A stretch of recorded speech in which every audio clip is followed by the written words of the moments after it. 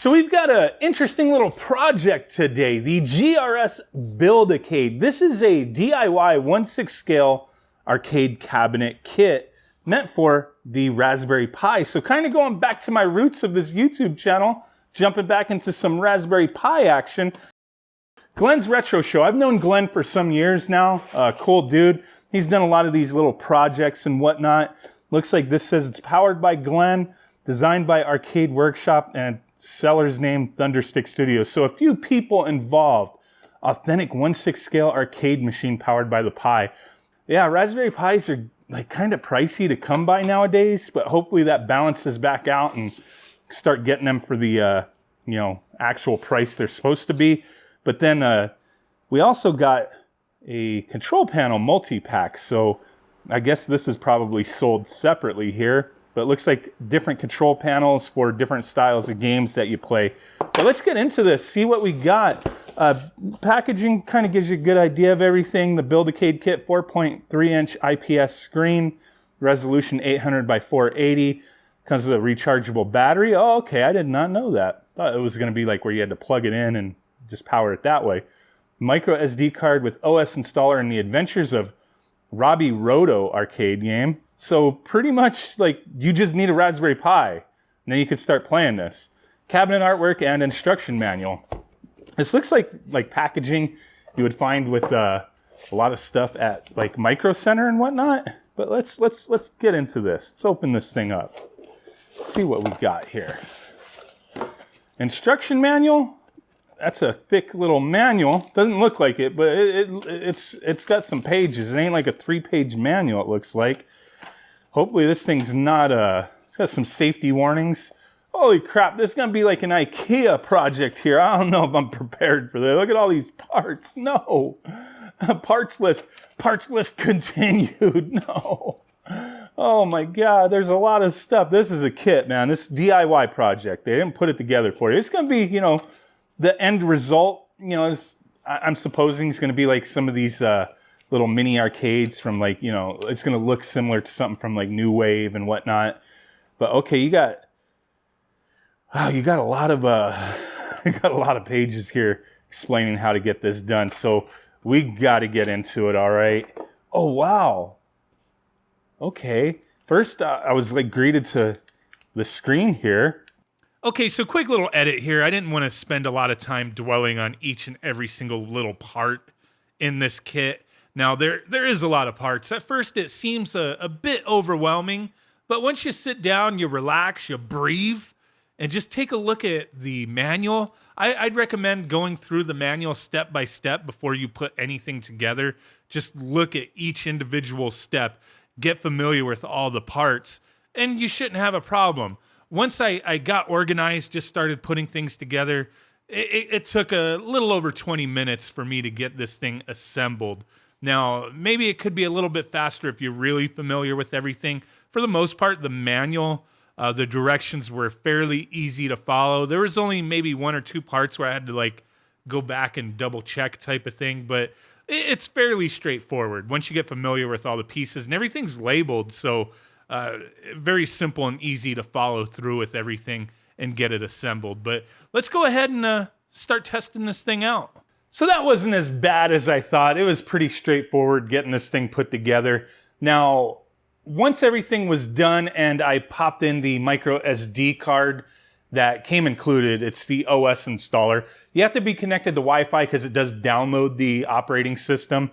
And you use the included, the built-in joystick, almost like a mouse, put in your Wi-Fi credentials, and then go ahead and select and download the operating system. It takes a short while, but once that is all done, you are greeted to this front end here, this little custom front end that only includes 1 game. Now, I have downloaded, or installed anyway, a few more games just to try out. There we go. Try to get more of it in picture. It is in that vertical orientation. But yeah, it looks nice and bright. It may be hard to see with this angle here, but yeah, if you're looking straight at it, it's okay. Now, when I started scrolling through the different wheels, I am noticing like a tear Like there's some screen tearing going that way. I don't know how noticeable that is on video, but it's there. So, you know, typical of these types of screens. A lot of the games you'll play on here, you really shouldn't have an issue with. But it came installed with this Robbie Roto game. Let's get into that. Coin in. And then the start button. And this is A, and then this is B. I don't know. I don't know what this game is, but yeah, it came included. It's the only game that you got on there. So just something to mess with. And you may be noticing, I do have the volume all the way up, but the volume does not get very loud. The speakers are probably the weakest point of this setup here. As you know, how the system performs is going to depend on the build that you use, the games, the emulators, the settings, the Raspberry Pi model, that kind of thing. So yeah, the speaker's just not very loud. But okay, arcade classics, I do have a few things here. Let's check out Gunbird. But it's a DIY project. Like if you're into retropie, Raspberry Pi stuff, this may be for you, but it's not a simple like, okay, you get an arcade machine in the mail and you start playing type of thing. That's definitely not the case here. This is going to be something you got to put in some work for to get everything, running properly.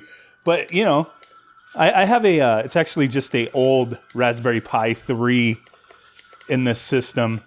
But, okay, the joystick, it feels okay. It's fairly responsive. The buttons are very, very clicky. The other thing, too, is you can, use other controllers if you want.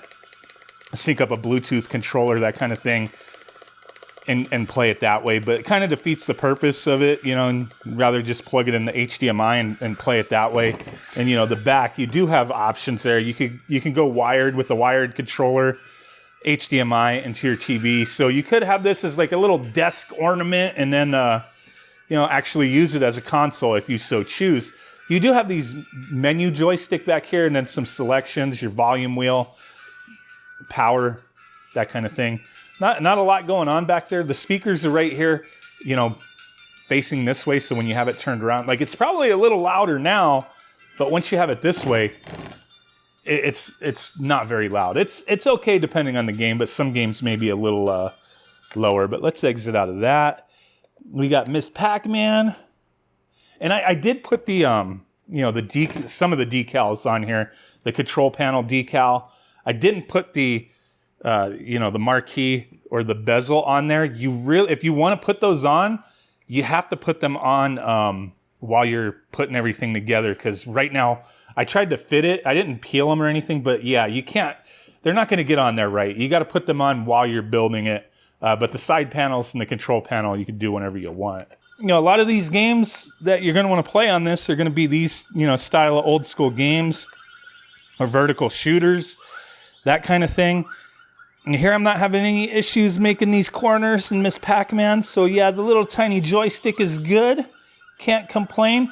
And the screen tearing issue that I tried to show in the, the system selection, the front end there, you're not going to see that in these kind of games. But for sure, if you play something that's scrolling, you will see it a bit.